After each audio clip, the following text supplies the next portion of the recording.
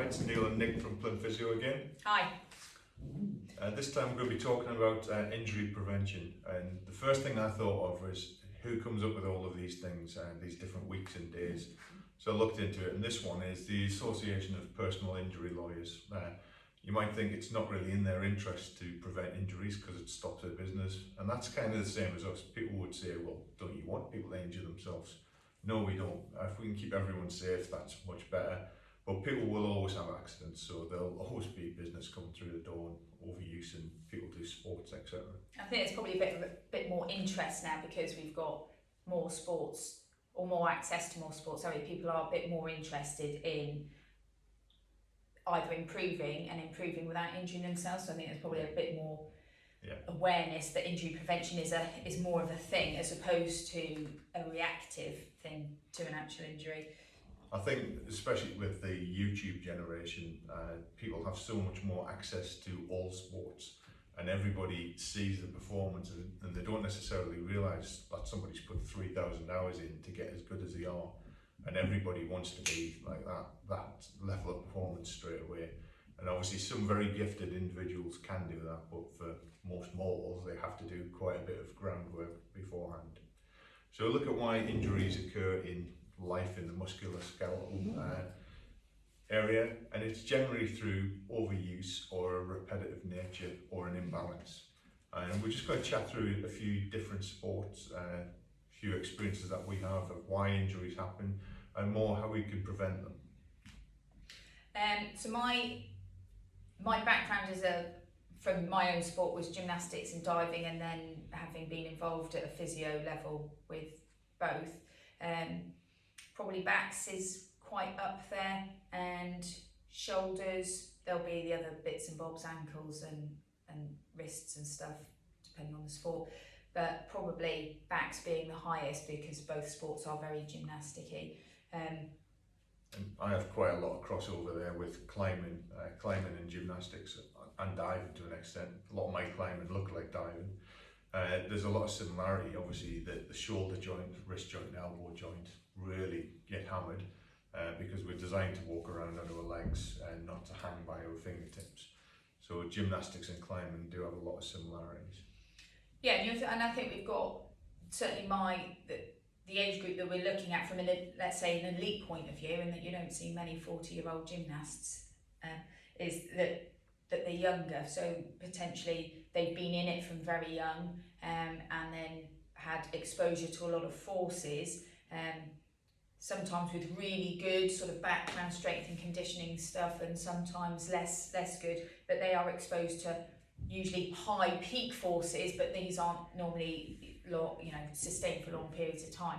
And it's that ability to cope with that level of force seems to be, and I think mainly the other thing that you see is that things start off as niggles, and certainly gymnastics, most athletes, maybe the same as for climbers and stuff, pain is expected. It hurts. You train hard and you hurt. So pain seems to be a very normal thing as a part of training. So I think a lot of pain gets accepted, and there comes a point where it's not. So either it's stopping them from training, or it's stopping them being able to perform. Or something else kind of comes into the mix to kind of address it.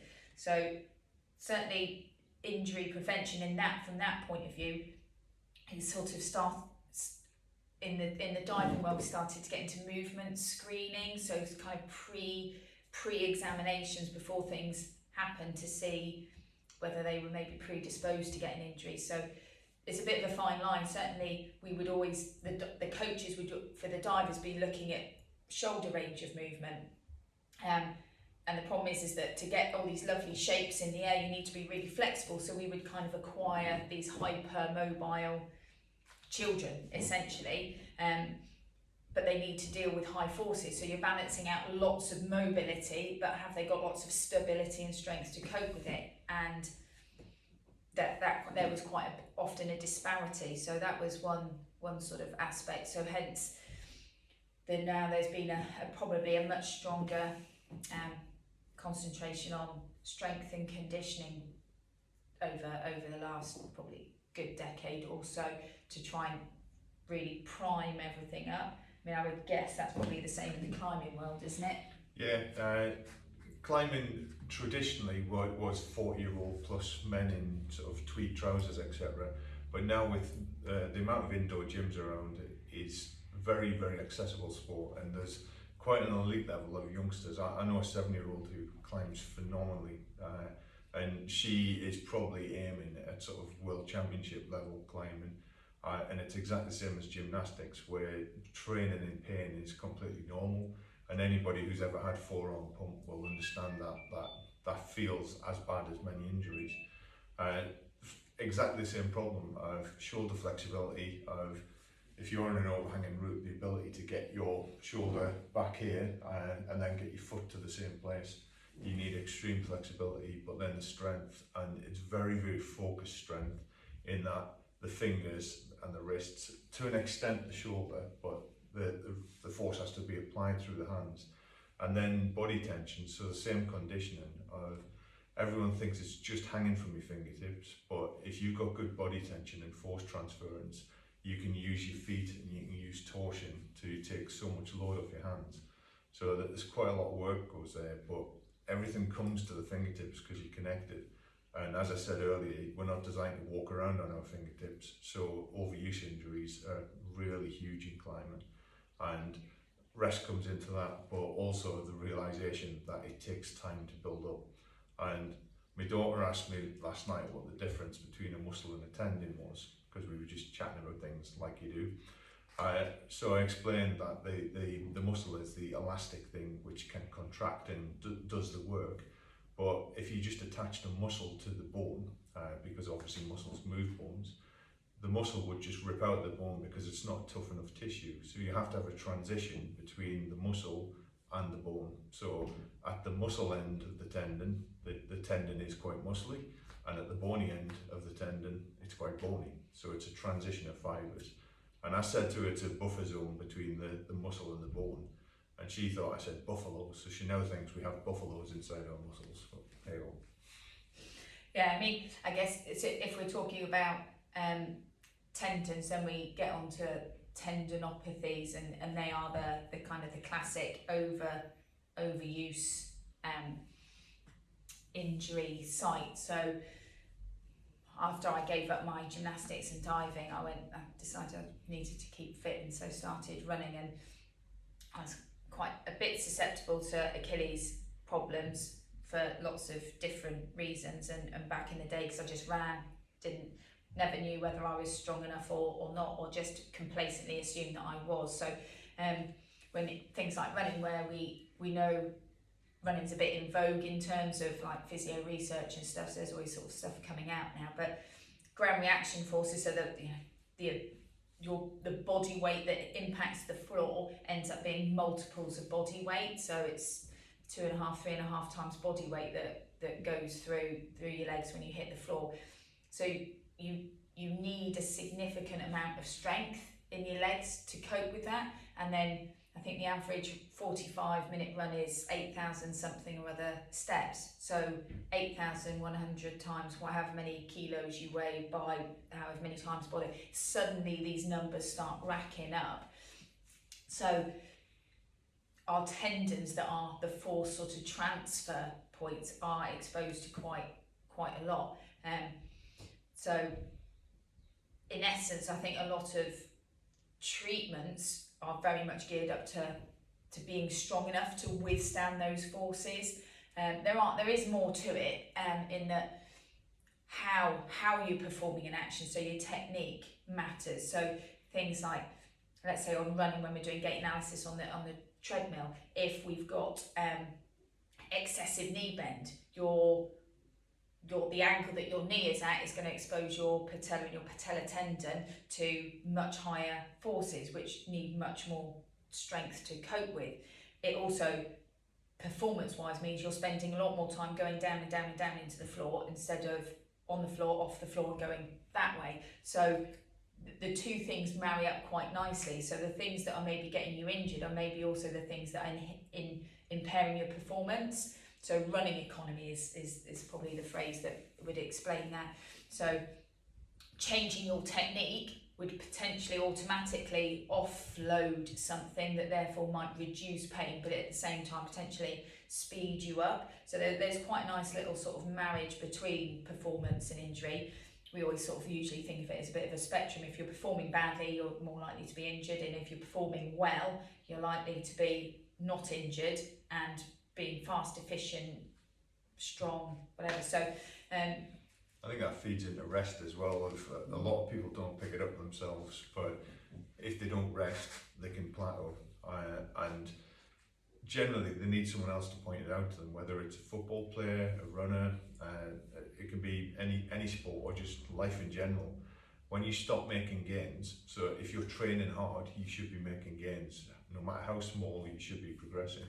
And once you stop making that progression, it often takes someone to point out that, you know, you were sprinting for that ball and 3 people got there before you, whereas you would always be first. And that's often a sign of overtraining, that you've plateaued because you're not allowing sufficient rest for your tissues to catch up with themselves. And Nick was talking about the Achilles there, the forces it has to deal with. And often when people take up running, it is the first thing to grumble because it's a focal point. It's a bit like the fingers in climbing. Your feet have to hit the ground. So the Achilles has to deal with a lot. And I always, the patients I see when I explain about the Achilles, of the breakdown and the reallocation of collagen, I talk about a cookie jar or a bead jar. And by sleeping and getting sufficient sleep, you can put 20 beads back in the jar. And if a hard run takes 20 beads out, that means you can run every day. But if you do a really hard training session, you take 40 beads out, and then overnight you can only put 20 back in. And then the next day you do a really hard one, you take 40 out, and then you have a bad night's sleep, so you only put 10 back in. You've all of a sudden got a huge deficit, and if you don't do something to deal with that deficit, you're starting to tear down the structure of the tendon. And the problem is that it's insidious.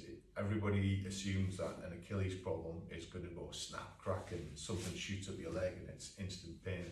And actually, the stats on it, I think it's something like 80-something% of Achilles ruptures that present to A&E have been asymptomatic. Yeah. What that means is that they've had no idea that there's been anything wrong. Now that doesn't mean that a healthy Achilles ruptures, so there usually is something unhealthy about that tendon, but those people haven't known that there's anything unhealthy. So the general rule of thumb is as a grumbly, painful Achilles is very unlikely to rupture. They're what we call kind of self-limiting. The pain that you get with them is what stops you. The pain starts before you would actually get to a failure point. So your pain acts as a good buffer, if you like. So that's usually quite a reassuring thing for most patients. If it hurts, it probably won't rupture. yeah, with people who just overtrain all the time effectively turn the tendon to water, and it goes without them knowing it, as Nick said. A lot of this might sound like doom and gloom from us. It's just a few little warnings to give injury prevention an airing, really. We would never discourage people from taking up activity or from training hard, and a lot of our patients train very hard, and certainly at high performance levels than I do anymore, and we fully encourage that, but it's the appropriate levels for the sport that's going on. And I think, the other thing I would say then is that because of where elite sport has kind of gone with this movement screening and all the rest, those kind of things where they're trying to identify problems before they happen, a lot of that kind of filters down, and actually you can start applying that maybe before. So in the same way that we were talking about injury and performance are on the same spectrum at just different ends of the spectrum, you can then kind of work back. So if we know that maybe you're going to get Achilles pain, or you might get plantar fasciitis, foot pain, you might get anterior, so front of knee pain with running, we know the things that are going to be exposed to high load when you're running, so therefore using, taking one of your run sessions to be a strength session is actually really helpful. That's certainly proved, evidenced in the literature that strength training is the way to reduce injury. So for your runners, we always know you're going to need good strong calves, you're going to need good strong quads, you're going to need good strong glutes, and you're going to need some good strong hamstrings. So, you know, if you're going to strengthen anything, there you go, that's what you can do for preventing an injury when you're running. And guess what? By being stronger, you'll get faster. So it's this, again, it's this lovely sort of marriage bit of you reduce your risk of injury, or you can help your recovery from an injury, but you will also at the same time improve your running economy and your running performance. So the good news bit is it's doing something about it, either appropriate rest, looking at your training schedule, doing some strengthening stuff.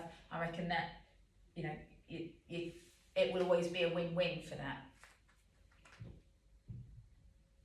I think that's us. Um, We've run a bit